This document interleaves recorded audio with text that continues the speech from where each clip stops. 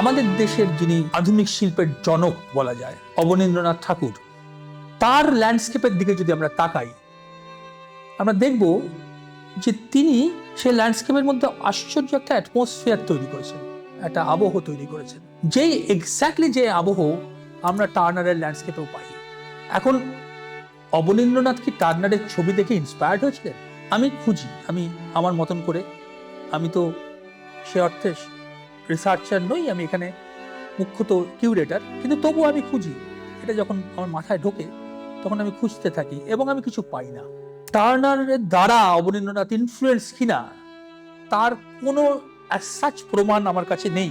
কিন্তু মজার কথা হলো, একটা কথা মাথায় রাখতে হবে, সময়টা ব্রিটিশ পিরিয়ড, মানে ইট ওয়াজ ব্রিটিশ পিরিয়ড যখন অবনীন্দ্রনাথ কাজ করছেন। এবং এটাও মাথায় রাখতে হবে যে ঠাকুর বাড়ি হচ্ছে cultural epicentre of India, not only Bengal. তাহলে ব্রিটেন থেকে যে সমস্ত ম্যাগাজিন আসছে, শিল্প সাহিত্যের সমস্ত ম্যাগাজিন আসছে, এবং সে সময় খুব স্বাভাবিকভাবেই প্রচুর আসতো, সেগুলো খুব স্বাভাবিকভাবেই ঠাকুর বাড়িতে ঢুকবে এবং সেগুলো খুব স্বাভাবিকভাবেই অবনীন্দ্রনাথের নজরে পড়বে এবং অবনীন্দ্রনাথ তার থেকে খুব স্বাভাবিকভাবেই নিতে পারেন বিষয়টা। কিন্তু যেহেতু কোনো নিশ্চিত প্রমাণ আমার কাছে নেই, ফলত আমি সে বিষয়ে কিছু বলতে পারি না।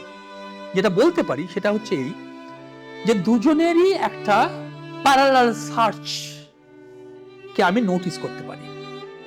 কিরকম প্যারালাল সার্চ? যে টার্নার তার ছবিতে, ওয়াটার কালারের ছবিতে ছবি এঁকে জল দিয়ে বড় ব্রাশ দিয়ে ধুয়ে দিচ্ছেন, জাস্ট ধুয়ে দিচ্ছেন, রং ধুয়ে দিচ্ছেন। কেন ধুচ্ছেন? না যাতে চারপাশের যে অ্যাটমসফিয়ার, সেই অ্যাটমসফিয়ারের ভিতরে রংটা ছড়িয়ে যায়।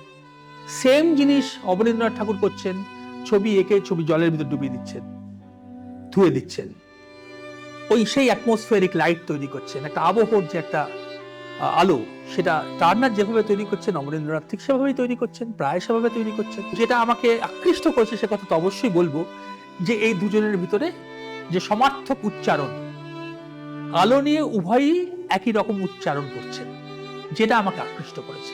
ফলত টার্নারের যখন 250 বছর এসে গেল, তখন আমার মনে হলো যে এটাকে ছেড়ে দিলে চলবে না, কিছু একটা তো করতেই হবে। তার কারণ অবনীন্দ্রনাথ আমাকে এই এরিয়াটা আমাকে ভয়ঙ্করভাবে ইন্সপায়ার করেছে এবং করেছেন, এবং টার্নারের ক্ষেত্রেও আমি এই জিনিসটা দেখেছি। তো এই যে আকৃষ্ট করা বা আকর্ষণ করা, ওটারই কিন্তু ফাইনাল ফল হচ্ছে এই এক্সিবিশন।